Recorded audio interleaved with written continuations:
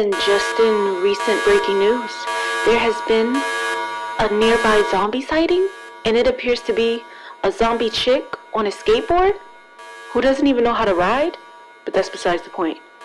It's the apocalypse. Everybody, get the out of Dodge.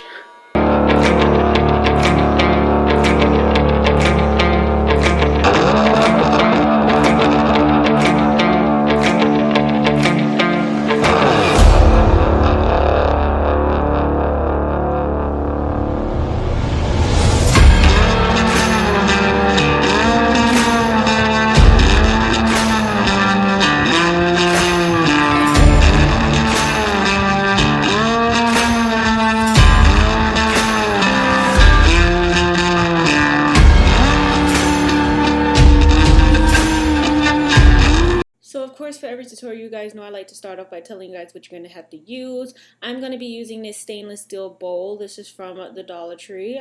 Very inexpensive stuff for this. I'm going to be using some parchment paper also from the Dollar Tree. I already have it taped down to the table. I'm going to be using the rest of this Ben Nye clear latex because you guys know this burns my skin really bad. It's like very sensitive, so I don't really like to use this. So that's why I'd rather just use it up for any prosthetics that I'm going to be using. I'm also going to be using some regular flour from the Dollar Tree. What flour you're going to use is going to depend on what look you're going for. I'm also going to be using a brush. Use a brush that you don't care if it messes up. A Sharpie to draw on. Well, to draw stuff with, not to draw on. The parchment paper is to draw on. For this part, I'm pretty much going to be drawing the mouth area for the zombie look. I'm measuring my mouth with my fingers just to know how wide I want this to be. I didn't even measure how long I would want it to be, just the width. So I am going to end up applying some more latex down on this later on, but right now I'm just getting a sketch together of how I want it to be. So now that I pretty much have the layout of how I want it to look, I'm going to pour some of that Ben Nye latex into the bowl, and with that brush I'm just going to paint it on in layers, letting each layer dry as you do it. I'm going to do about 5 layers. That should give me the how thick I want it to look. And this step right here was the same thing I did for the siren look when I did the webbed hands. Just traced it out like we used to do as when we were in like elementary school, and then paint the latex on in layers, and that will give you that webbed hand look that I did. You want it to dry between layers, and to do that I am going to be using a blow dryer to help me speed up the process, because if not it would take a long time. So the blow dryer does help, but you want to keep the blow dryer on a cool setting. This is how it looks after you do 5 layers and let it dry. You'll physically be able to see it getting darker and thicker. So now I'm just going to let that sit for a second. I'm going to use 2 styrofoam cups, cut them into these little small even cups because I cannot find my measuring cup, so this is going to have to be a substitute for that until I can find them. I'm going to put latex in 1 cup and flour in the other cup. You want about an even amount of both of them, but I'm going to set that to the side. I just wanted to show you guys now while this is still kind of drying. I didn't want to do it right away, but this is the next step. So actually the very next step that I'm going to be doing, because good I did not forget this part, because that would have been bad to have like anything else waiting around for me to do this. So what I'm doing now is I'm taking these long nails that I got from the Dollar Tree, and I'm going to cut them in half. First, right now I'm finding the size that I want, because I want it to go from like biggest teeth in the front to smallest teeth going outward. So I'm just finding about 5 teeth, well 5 nails, and then I'm going to cut them in half, put them to the side, and then, you know, go back to what I was doing before. Alright, so now I'm going to take that Ben Nye neutral set powder. You just want like a translucent powder. I'm going to put it in my hand. Then I'm going to use that fluffy brush just to put it all over the latex. See, latex sticks to itself, so you want to use some type of powder. You can also use baby powder as well to make sure you dry it as you peel it off. It's easy to peel it, but it's also easy for it to get stuck onto itself as well in your fingers. Now that I have this latex all the way powdered, you could just set this to the side. This lasts overnight and for a couple of days, so you could just have it for a lifetime. I am going to bring those measuring, wink wink, cups back. I am going to pour latex in one and flour in the other. And you want this mixture to be kind of pasty, so you might want to add a little bit more latex than flour. You're probably not even going to need the same amount of both anyway. More latex than flour. So I just seen the next part of this video. I thought my camera was still recording, but I guess it wasn't, and I got too involved in what I was doing that I forgot to pay attention to it. So what I just did was I just poured in the latex and then mixed in a little bit of the flour at a time, mixing it together with the spoon, just stirring it until you get like this thick type of paste. You don't want it too liquidy and you don't want it too thick and hard. You want it to be like a nice chunky, not chunky, but smooth paste. It's like, get your words together. So this was the part that I was talking about. I just scooped it out of the bowl after mixing it together and put it into two sections like this on that latex. I just thought it was recording. It just skipped over the good part.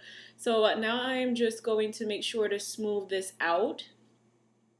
And to continue to be able to smooth it out, you want to apply latex onto your finger and then rub it out with your finger. That's going to help it not stick, because right now it's pretty much everything is just sticking to everything. It's just a mess. This is my first time doing this. Maybe as time goes on I'll be more experienced with this stuff and it'll feel like nothing, but right now it's like stressing me out. It was sticking to everything. But this is the part where I said, you just take the latex to help spread it around. And you can just continue to apply as much or as little as you need, scooping it out of the bowl as you go. This stuff gives you some time before it starts setting too soon. You have to let this dry overnight, but still, like, it will start to get sticky because of the latex will start drying before the flour does. So it's very time consuming, but you don't have a lot of time.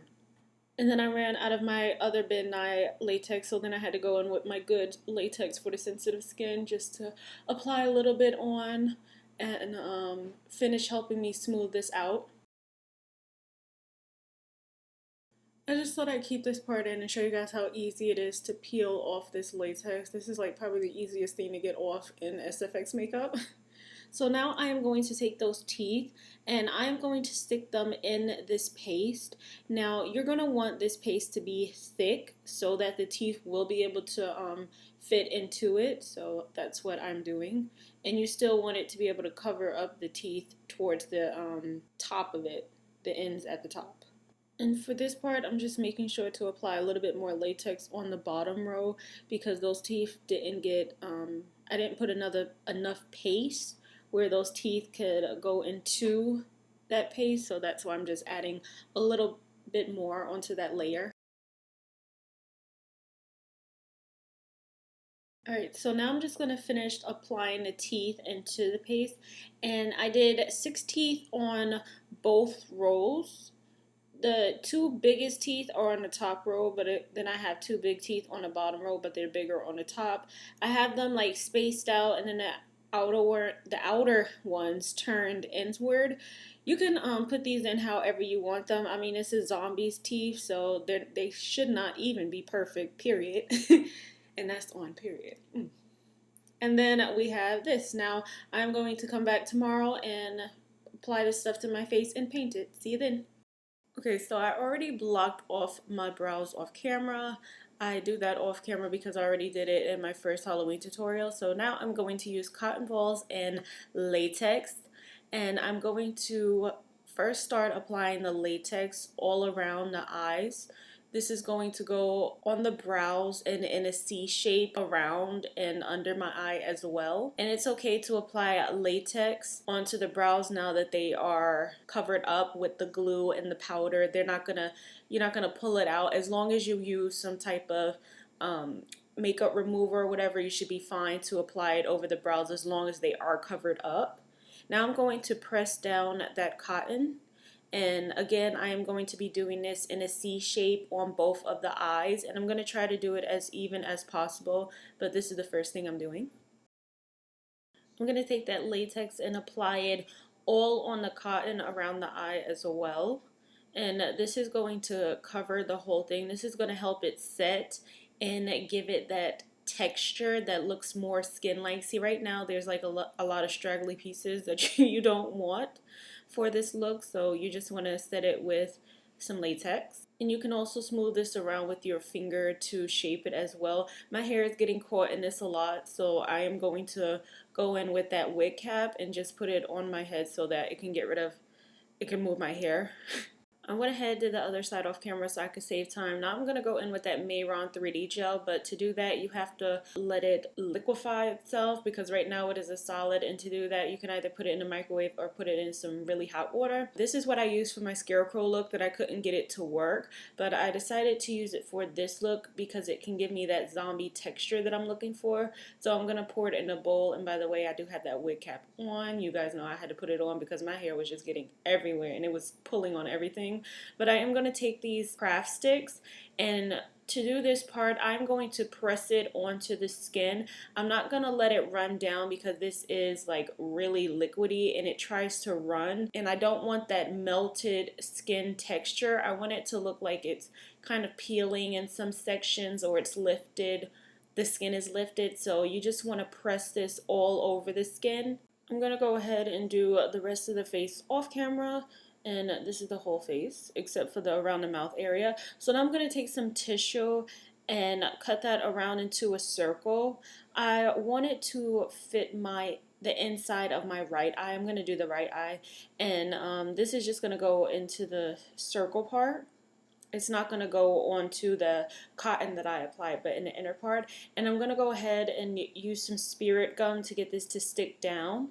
You just apply the spirit gum, tap it to get it sticky, and then you can apply whatever it is you're applying. And I forgot to do this step earlier, but you're always supposed to apply Vaseline on the hair, on the area around which you're working on. So I should have applied this when I was working with the latex, but I applied it now while I'm working with spirit gum. You don't want it to pull your hairs out. So now what I'm doing is I'm just tapping that spirit gum a little bit and then sticking that tissue right in the inner part. Again, you don't want it to be on the where I applied the cotton at. For this part, I'm going to take a little piece of that cotton ball and I'm going to stick it on the center of the where the eye is supposed to be. This is going to help protect my real eye underneath because I don't want any latex getting under that, but I do want that texture that the latex gives when you apply it and let it sit on whatever you're working with. So in this case, this cotton ball, I'm going to apply it on the cotton ball instead of on the tissue that I put close to my eye, and this is just going to stick onto the center, and you don't want a lot because you don't want it running onto your eye, so just enough for the cotton only, not the tissue. For this part, I'm going to be applying long pieces of cotton, but a little bit at a time in a circle. This is going to go around that cotton that I just applied in the center, but onto the tissue, and this is going to act as like a like the skin that's open because of the eye that came right on through. So this is just going to look like skin, and what I'm going to do is I'm just going to press it down with the latex under it, and then I'm going to go in with latex on top of it to seal it off. I'm going to go in with a long thin piece of cotton, and this is going to act as that string that attaches the cotton, that attaches to the eye. I don't know what it's called. It's like a, you know, the skin part. And this is going to hang, and then I'm going to take a cotton ball, just like a regular one that has not been cut up or peeled apart, and I'm going to apply latex all over it. This is going to go everywhere on the cotton ball. You can soak it, but I would not recommend it because then it would make it too heavy. And then I'm going to take some scissors and use my finger to just peel a little hole into the cotton ball, and putting the string inside of the hole will make sure it has a nice hole to it rather than just trying to stick the ball onto the end of the string. And then you just want to press and hold for a little while to make sure that it sticks on. This is how that mouthpiece came out after letting it sit overnight. I like the color of it and I like the texture of it. Now, right now what I'm thinking about what I did wrong is I definitely should have applied this first and then went in with the 3D gel after, because it wasn't letting me stick it down the way I needed it to. So then I tried to, cut off all the edges and stuff like that, and then that just made the thing worse. I tried to stick it down with latex and it just wasn't sticking right, and then I tried to use spirit gum and that also didn't help because it has to curve on my mouth, and there goes the eyeball but it'll be back on later.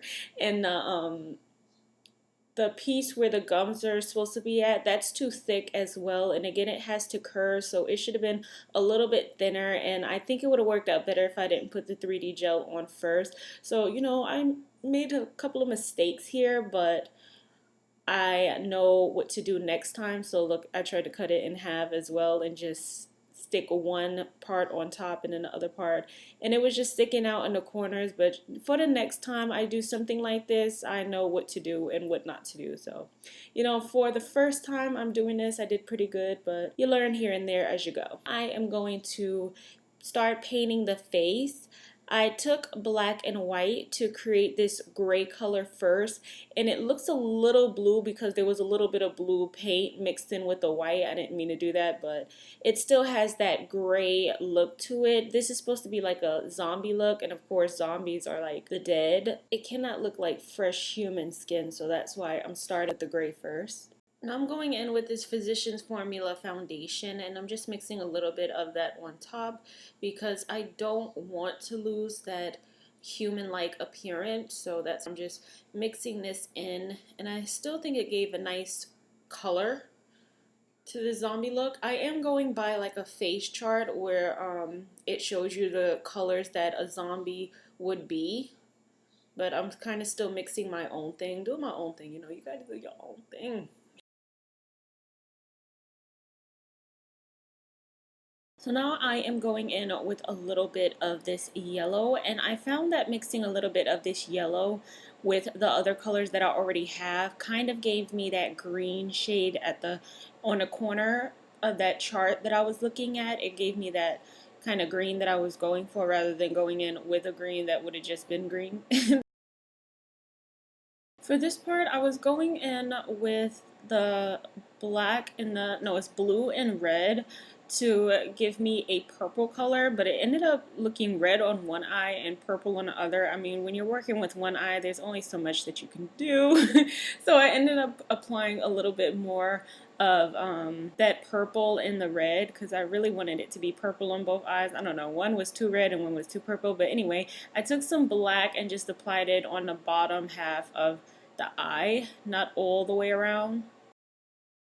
Now I'm going in with some blood scab and I'm applying it on that eye area. Now this blood scab did dry out because the packaging is so cheap. It's the one from Walmart and it didn't close, so it was just like dried out. So I did add some of Mayron's mixing liquid to liquefy it a little bit more, so now it's a little bit more runny, but it still has that thickness that I need, and I'm just applying it on that eye area, down on the stringy part, and then on the certain areas of the face where I left those like kind of holes.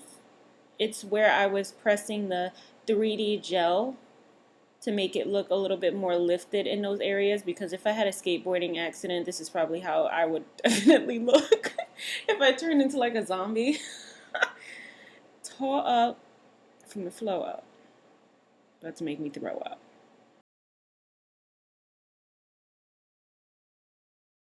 For the teeth, to get this decay type of look, I am starting out with yellow paint as a base, and this is going all over the teeth and in between as well. You don't want any white showing.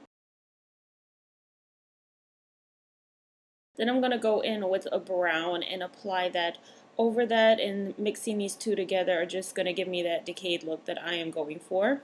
It just looks rotten.